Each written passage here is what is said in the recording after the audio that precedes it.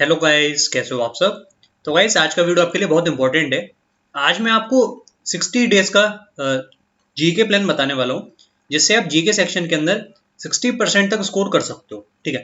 तो सबसे पहले आप इस चीज़ को समझो कि अगर ये पूरा आपका सेक्शन है जीके का, ये कंप्लीट जो आपका ग्रीन सर्कल है, ये अगर पूरा जीके का सेक्शन है, तो इसमें से केवल कुछ ही टॉपिक्स होते हैं जो आपको कंप्लीट करने होते हैं। जैसे ये जो आपको रेड सर्कल दिख रहा है, ये वो टॉपिक्स हैं जो कि इंपॉर्टेंट हैं।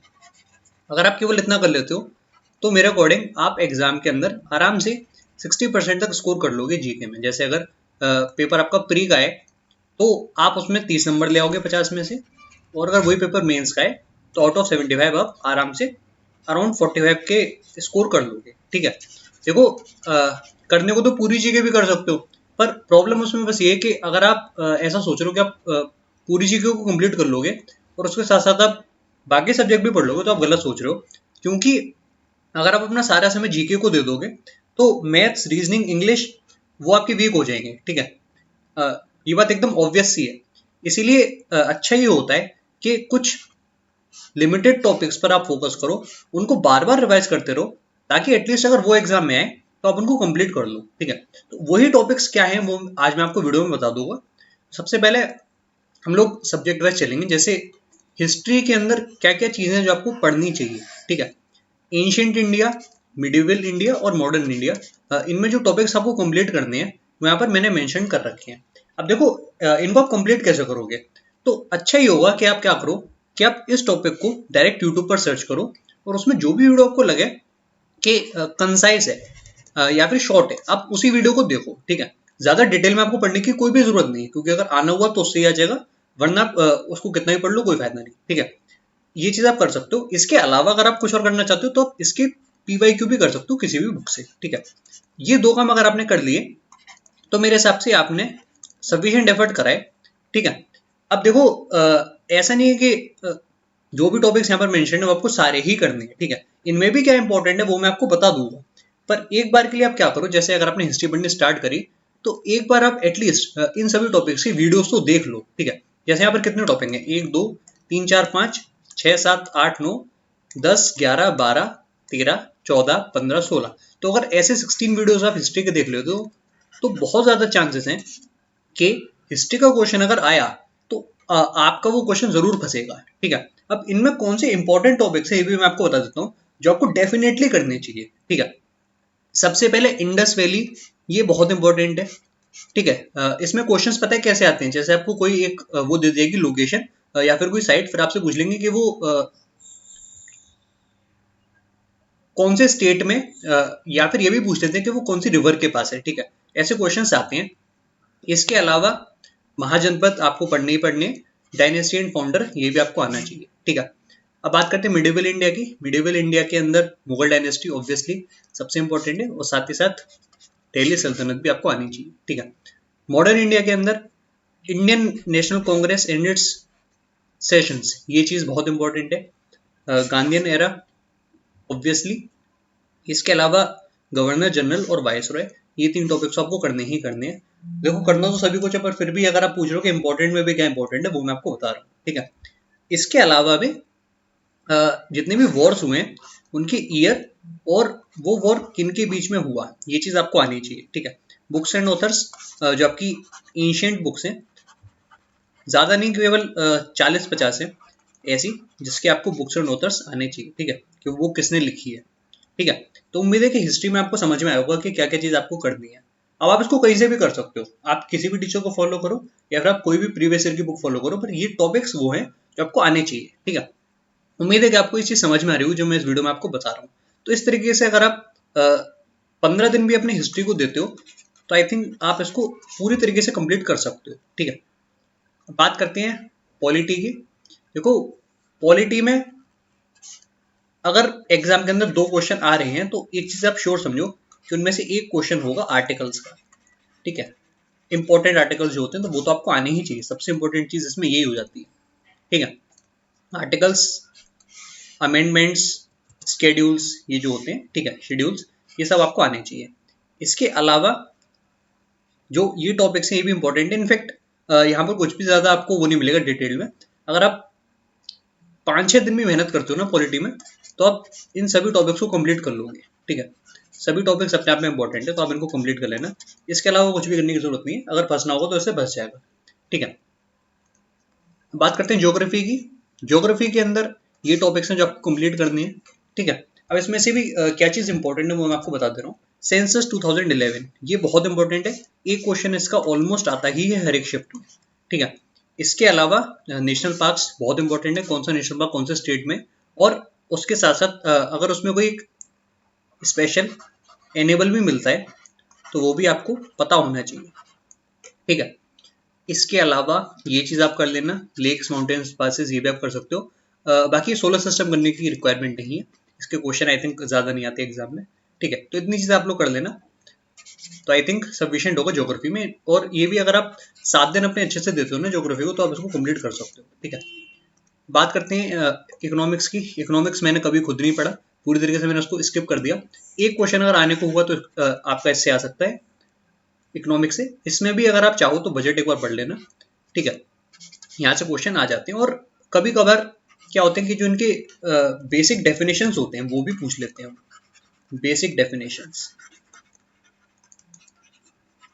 ठीक है, 5 इयर्स प्लान डेफिनेटली आप लोग कर लेना, इससे भी एक क्वेश्चन आपका अगर आना हुआ तो आ सकता है। ठीक है,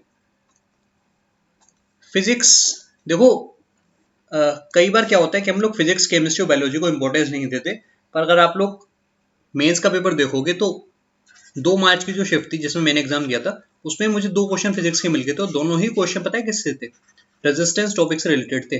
तो अगर किसी को ये टॉपिक थोड़ा बहुत भी आता होगा ना, तो उसने वो दोनों क्वेश्चन कर दिए होंगे। इसीलिए बेसिक नॉलेज, अगर आपके पास एक बेसिक नॉलेज है ना, तो वो चीज़ बहुत इंपॉर्टेंट है। और अगर आपको ये सब करने में भी प्रॉब्लम है, एटलीस्ट आप ये तो कर ही लेना, यूनिट्स एंड मेजरमेंट के, जैसे अगर प्रेशर है तो उसकी यूनिट क्या है, फोर्स की यूनिट क्या है, ये सब चीज़ तो एटलीस्ट यार आपको आनी ही चाहिए। ठीक है, बाकी अगर आप और चीज़ नहीं कर पा रहे कोई दिक्कत नहीं, पर ये आप लोग प्लीज़ कर लेना। ठीक है, केमिस्ट्री की बात करते हैं। केमिस्ट्री के भी बहुत क्वेश्चंस प्री के एग्जाम में देखने को मिले थे 2022 में, सीजीएल प्री 2022 में काफ़ी क्वेश्चन थे। इनफैक्ट हर एक शिफ्ट में एक क्वेश्चन किसका रहा था, केमिकल कंपाउंड्स, केमिकल फॉर्मूला जो होता है वो चीज़ पूछी जा रही थी। ठीक है, तो ये चीज़ आप लोग प्लीज़ कर लेना, बहुत इंपॉर्टेंट है। इसके अलावा एसिड बेस एंड सॉल्ट ये भी आप कर सकते हो। बाकी पीरियोडिक टेबल की एक बेसिक नॉलेज आपको होनी चाहिए कि कौन सा मेटल है कौन सा नॉन मेटल है। ठीक है, ये चीज़ इंपॉर्टेंट है काफ़ी। और वही बात है यार कि जिसका केमिस्ट्री बैकग्राउंड रहा है, जैसे अगर कोई ऐसा है जिसने 11th-12th में फिजिक्स केमिस्ट्री पढ़ी है, तो उसके लिए सब चीज़ आसान होंगी। वो अगर इन चीज़ों को ना भी पढ़े तो भी वो एग्जाम के अंदर सी ऑप्शन को टिक कर देगा। पर जिनका बैकग्राउंड नहीं है उनको तो ये सब टॉपिक्स करने ही पड़ेंगे एटलीस्ट।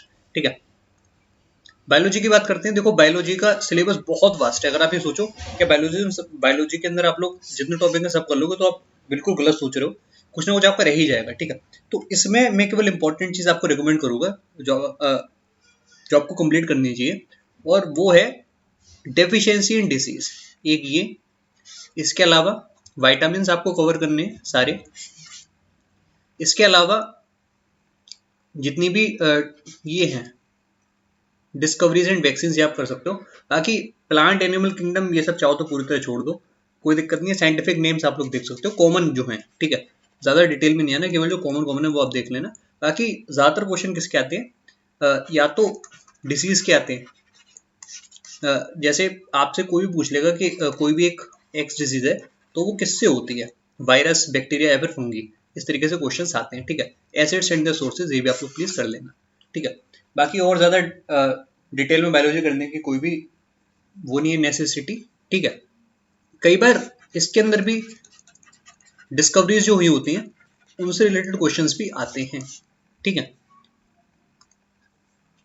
मिसलिनियस टॉपिक्स यानी कि जो स्टैटिक जीके के टॉपिक्स है, इसमें देखो करने को तो बहुत सारे हैं स्टैटिक जीके के। इनफैक्ट 40-50 टॉपिक्स होते हैं जिनको आप कर सकते हो, पर ज़रूरी नहीं कि वो एग्जाम में आए हैं। जो ज़्यादा टॉपिक्स आते हैं वो यहाँ पर मेंशन है, इनको आप लोग कर देना सभी टॉपिक्स को। ठीक है, एक एक दिन आपको लगेगा, आप इनको देख लेना सबको। ठीक है, क्योंकि कई बार इनसे भी क्वेश्चन आते हैं, और कई बार ऐसा होता है कि स्टैटिक जीके को इतनी इंपॉर्टेंस नहीं भी दी जाती। तो देखो जीके में कैसा है कि कई बार हो सकता है कि आप लोग स्टैटिक जीके पूरी पढ़ के चले जाओ और वो एग्जाम में ना आए, और कई बार हो सकता है कि आप स्टैटिक जीके बिल्कुल ना पढ़ के जाओ और आप देख रहे हो कि स्टैटिक के 4-5 क्वेश्चन आ गए। ऐसा होता रहता है, ठीक है। इसीलिए मैं बोल रहा हूँ कि जीके में आपको सब कुछ करना है, एटलीस्ट जो चीज़ यहाँ पर वीडियो में मेंशन है वो करनी है, और में जो चीज़ आए वो आप एटलीस्ट ताकि आप एग्जाम में उन चीज़ों को कर पाओ। ठीक है, उम्मीद है कि आपको ये चीज़ समझ में आ रही होगी। वही बात है कि अगर आप इतनी चीज़ कवर करके जा रहे हो तो उसमें से कोई एक लिमिटेड पोर्शन आएगा, हो सकता है कि इतना आए, पर एटलीस्ट अगर आपने ये सब करा है तो आप इस चीज़ को कर पाओगे एग्जाम के अंदर। ठीक है, बात करते हैं करंट अफेयर्स की। देखो, करंट अफेयर्स कवर करने के दो तरीके होते हैं। कुछ लोग उसको मंथली कवर करते हैं, ठीक है, और कुछ लोग उसको टॉपिक वाइज कवर करते हैं। मंथली कवर करने में टाइम बहुत ज़्यादा लगता है। मंथली अगर आप कवर करोगे तो आपको सही में बहुत ज़्यादा टाइम लगेगा कवर करने में। टॉपिक वाइज में आसानी ये होती है कि जैसे टॉपिक वाइज कैसे करना होता है, आपने ये टॉपिक सर्च करा गवर्नमेंट स्कीम्स, और लास्ट 1 ईयर की जो भी गवर्नमेंट स्कीम है वो आपको अगर किसी वीडियो में मिल गई तो इससे आपका ये फायदा होगा कि आप एक कोहेरेंट तरीके से इनको अच्छे से याद रख पाओगे। ठीक है, अब अगर आपने यही चीज़ ऐसे करी है मंथली, तो मंथली में ये सब चीज़ आपको मिक्स्ड मिलेंगी। मंथली में ये सब चीज़ आपको मिक्स मिलेंगी। ठीक है, तो उसमें इसको याद रखना थोड़ा मुश्किल हो जाता है। तो अगर आप याद रखने में आपको थोड़ी भी प्रॉब्लम होती है तो इन सब चीज़ों को, जो भी करंट अफेयर्स में, आपको उनको टॉपिक वाइज करना चाहिए एग्जाम से पहले। जैसे करंट अफेयर्स की मेरी क्या स्ट्रेटेजी रहती है, जैसे मैं मान के चलो कि मेरा एग्जाम अगर 1 जुलाई को है तो मैं 1 जून से करंट अफेयर करना स्टार्ट करूंगा। ठीक है, मतलब केवल 1 मंथ पहले, और उसमें मैं लास्ट 1 ईयर के जो भी टॉपिक्स हैं यहाँ पर जो मेंशन है इनके वीडियोस में देख लूंगा एक बार।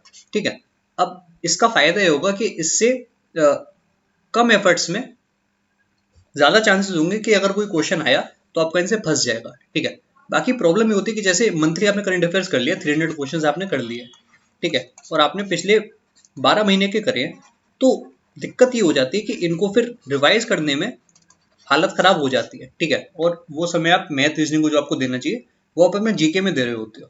ठीक है, तो ये मेरा सजेशन है कि करंट अफेयर्स को आप लोग टॉपिक वाइज करना एग्जाम से पहले। ठीक है, इन दो लोगों का चैनल पर आपको ऐसे टॉपिक वाइज वीडियोस मिल जाएंगे। तो यार बस इतना ही था आज की वीडियो में। उम्मीद है कि जो कुछ मुझे जीके के बारे में पता था, जो मेरा ज्ञान था, वो मैं आपको दे पाया हूँ। बाकी अगर आपको वीडियो अच्छा लगे तो आप लोग प्लीज़ लाइक करना। Bye bye and take care.